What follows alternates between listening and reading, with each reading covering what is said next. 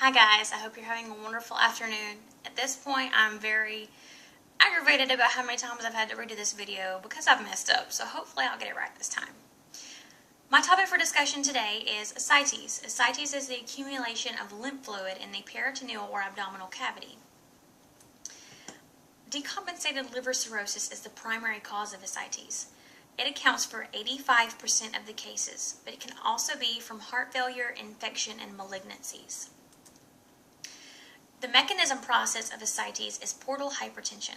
Portal hypertension can be described as a high pressure buildup in the vessels that allow blood to pass into the liver. This will cause a vasodilation of the splanchnic vessels. These are the vessels that lead to the gut. Vasodilation of the splanchnic vessels will then cause a decrease in the amount of filling that's allowed into the kidneys.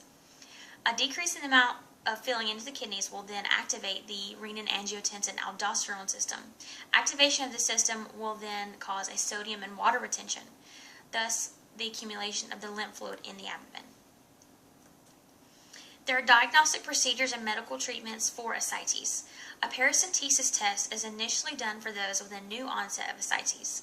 This is when they take a sample of the fluid from the patient, send it into a lab, and they do chemical and microscopic evaluations. You can also have an abdominal ultrasonography done. This is when they locate pockets of ascites that have loculated or formed.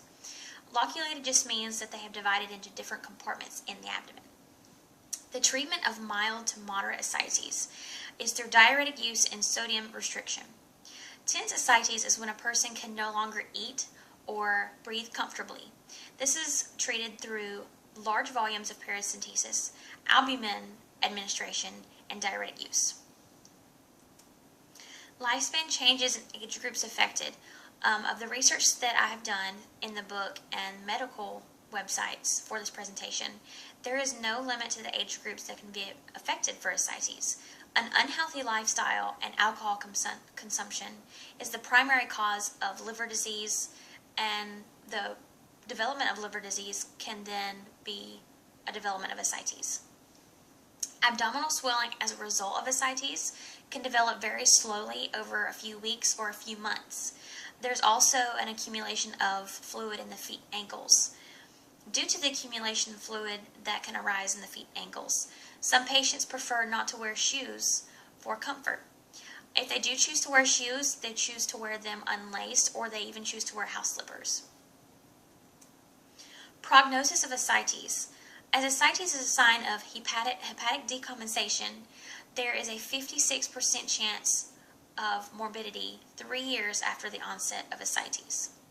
Due to other complications such as hepatorenal syndrome and bacterial peritonitis, this can also increase their morbidity. Impairments and functional limitations and contraindications for these patients.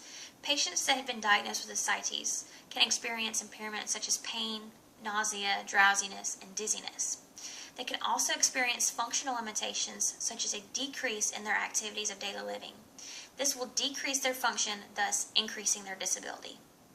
A primary contraindication for ascites patients can be fluids if they are on a fluid restriction.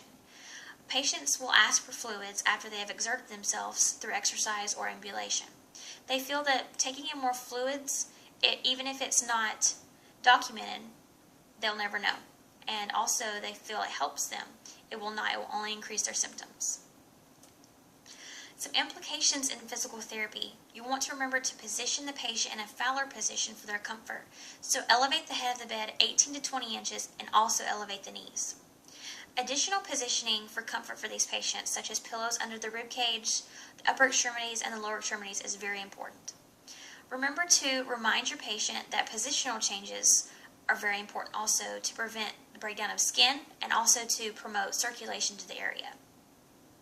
If the patient is on a sodium restriction and diuretic use, observation at all times of the patient is very important, especially if they are to experience fluid overload.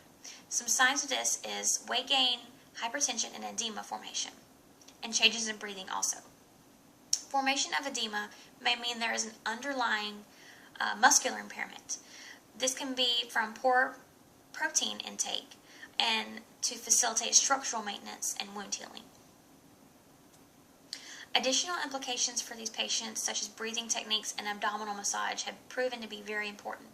Breathing techniques are important because they prevent the risk of pneumonia, and also they prevent the risk of further respiratory dysfunctions.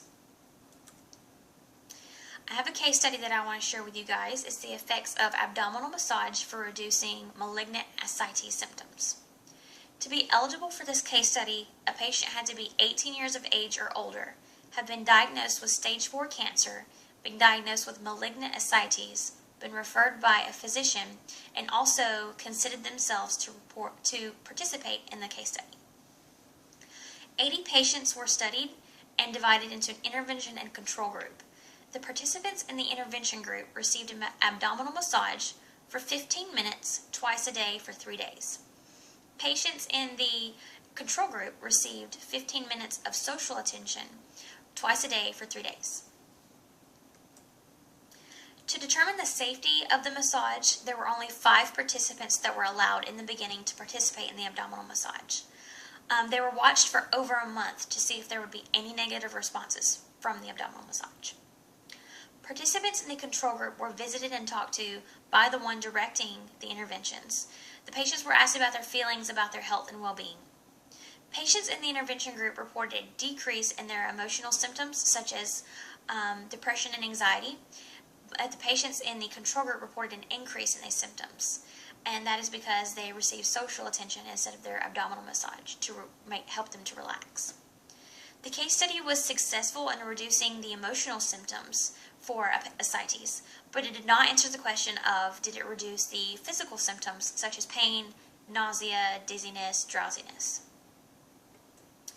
Remember to tell your patients to practice a healthy lifestyle, and there are preventative measures that can be taken to help reduce the risk of developing liver disease, thus reducing the risk of developing ascites. And I have some pictures that I want to share with you guys. This first patient is a full frontal view of his abdomen. You can see his distended abdomen due to the accumulation of the lymph fluid that he has. This next patient has developed a wound with his ascites. I'm not sure if this is due to positional changes that the patient did not undertake, or if it was due to the amount of fluid that he has in his abdomen, but he did develop a wound. Alright guys, please post any questions or comments that you have for me and I will answer back as soon as I can. Have a great day and thank you so much for watching.